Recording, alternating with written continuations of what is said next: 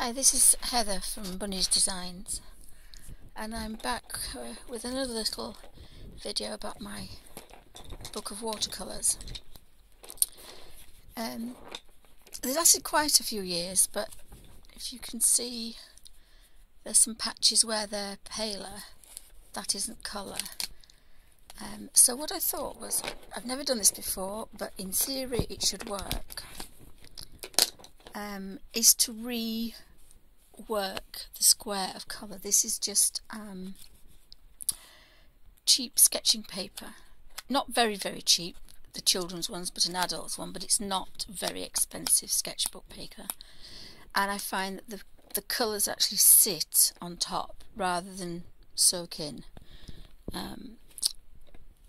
and they do look, there's quite a lot of colour there, but there is some paler bits. So I think that one says it's cadmium orange, which is another reason why I wanted to label them. And I did think that these wouldn't last a couple of months, but they've lasted a few years. So in theory, if we just re-scratch over the top, and I had thought that I would have had to take off this, throw it away and make another one, but sorry about that. But in theory, so if you scratch one way, this is how I made the original. Difficult to do one-handed, and then scratch another way, and you want really good covering.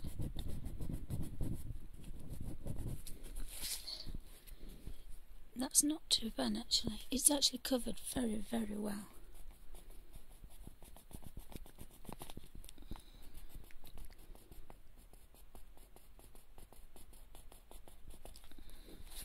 Not to cover the little colour swatch, because you need a colour swatch, because you know you can have all those colours from that one palette. So that was that one. The other one is the Lagoon. I managed to get all the colours out. So again, if we just see if I can focus and do this at the same time.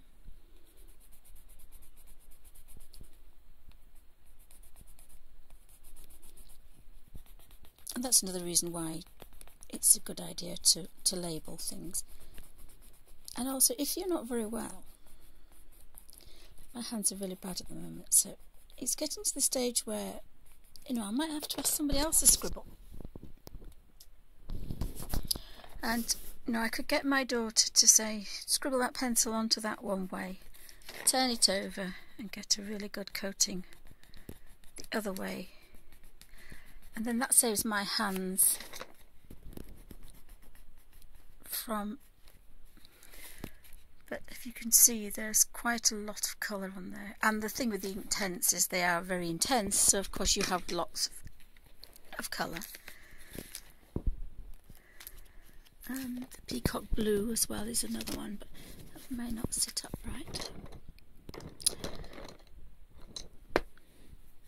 So if I just take the peacock blue and scribble over the top, and I'm really sorry about the light.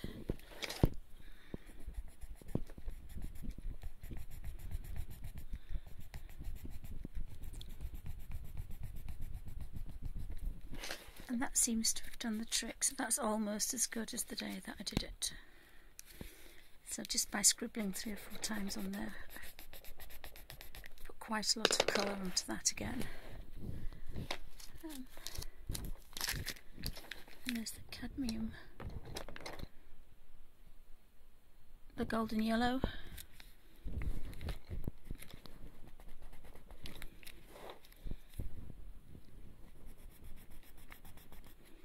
I'm really sorry about this, but there's no easy way to do it really, because I'm ill, so I can't really stand up and set the camera on the desk.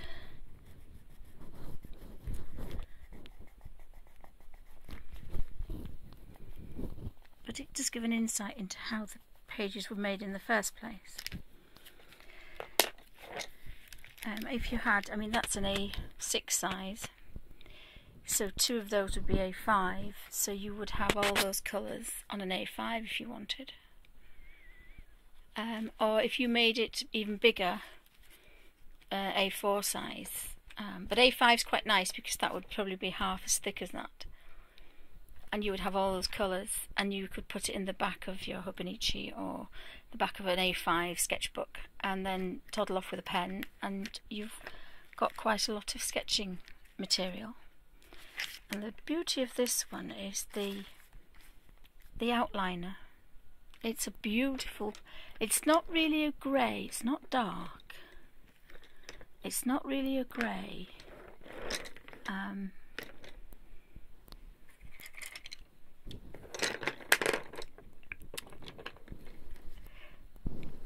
But it's wonderful for sketching, watercolour sketching with a paintbrush. As you can see, that's going on quite nicely. I'm building up some colour. You can't do it too many times, but maybe 3 or 4.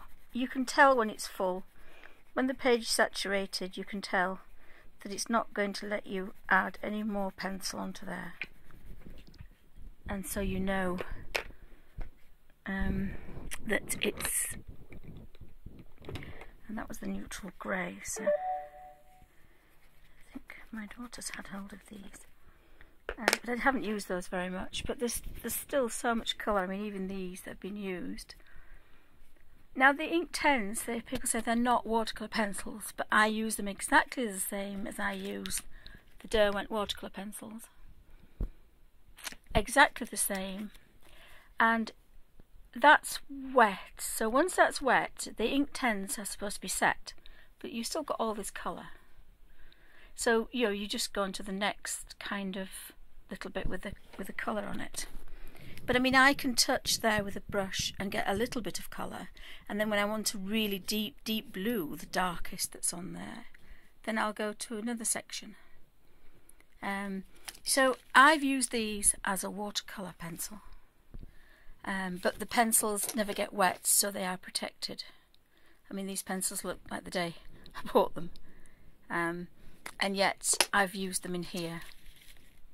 I mean, the red, that particular one is the it's not the poppy red, is it? It's the hot red. That one is one that's been used quite a lot. And as you can see, it's building up a nice layer on there. And then that will keep me going for another while. Although I'm very bad, I tend, because I'm ill now, I tend to use this book inside and out. Because I work on a little tray on my knee with a small water pot, which is looking rather grim now. I never actually see the pencils. It's the first time I've had them out for 3 years. And I work with quite a fine paintbrush.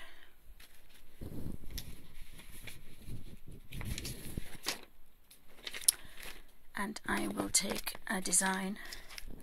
I will have all my colours here. So this basically is a watercolour palette with almost 500 colours in it. And I use them all the same, apart from the graphite tint, because these, I like them because they are muted.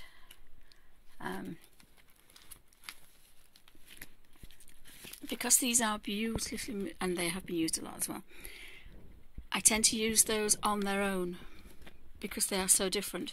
But all the other colours, I will use that red from a Peerless, I will use a Peerless green with a Derwent red. Everything gets mixed up together.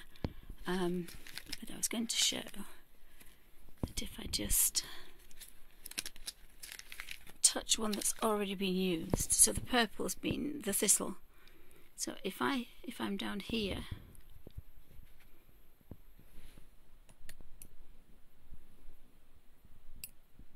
it's a little bit wetter than I normally work. I haven't found my little sponge.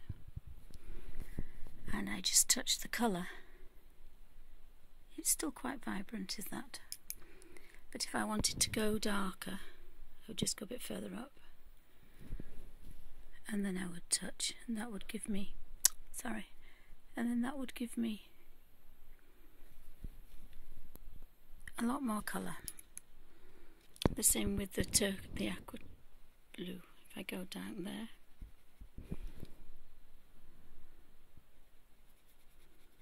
I get more water, more colour. Now I work very I don't work very wet. I work quite damp. This is photocopy paper, and it's not even gone through. But I like working damp. It means I don't have lots of things to spill. I have more control of the paint, and I can work on most surfaces. There aren't many surfaces that you can't work on, especially colouring books and say photocopy paper. It works very well with photocopy paper. So I hope you found that interesting, and it gave another insight into how the books are actually made. The only difference is the peerless, which they are just cut squares as they arrive from America. But again, they are just wonderful. And then the Gansai Tambi watercolours, which I made puddles of colour. I used the pan wet. I had a scoop of paint on the brush, a thicker brush than this, and I dabbed it until I got some really chunky fat puddles. And so that means that my beautiful Gansai Tambi watercolours can stay at home, and I can take these colours out. But apart from that, and they're all slotted in, they're just slotted in to a photo poly pocket, a photo book. This one's £1.50 from Paper Chase, and I have a few pages left. But they're just on photocopy paper, cut lengthways, folded in half to an A6 size, and then each page is slotted into the Polly Pocket, and both sides of the pages become the paint pages. And because that means that on this side you have plastic, then you have a page, then you have another page, and then you have plastic. Because as long as you have plastic between, you're okay. Now what I did on the other one was I cut these plastic things in half, but they look very, very scruffy. And I'm quite pleased that this doesn't look as scruffy as it did, and I've labelled on the end. So this plastic is very stiff and actually holds up quite well. So I hope you found that interesting, and proves that you can actually just refill it as and when the colours run out. I think because I have so many colours, I kind of use one minute and use another, rather than just sit and use one particular section. So because I have so many, I can just flip through, and it's just so lovely to have a palette instantly there without having to take any tops off. The Caran d'Ache, I think there's over 100 Caran d'Ache, and so when I have the full set, I think there'll be probably 600 in here rather than 100. So thank you for watching, and I hope you found that a little bit interesting. Thank you.